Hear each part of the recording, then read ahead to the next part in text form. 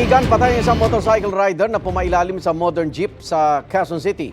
May unang balita si James Agustin. Pumailalim sa isang modern jeep ang isang motorcycle rider sa bahaging ito ng Quezon Avenue sa Quezon City. Isinugod ng 26 anyo sa lalaking rider sa ospital, pero idiniklaran din na ribat. Ayon sa pulisya, galing sa Welcome Rotonda ang dalawang sasakyan at patungo sa direksyong Araneta Avenue na mangyari ang aksidente.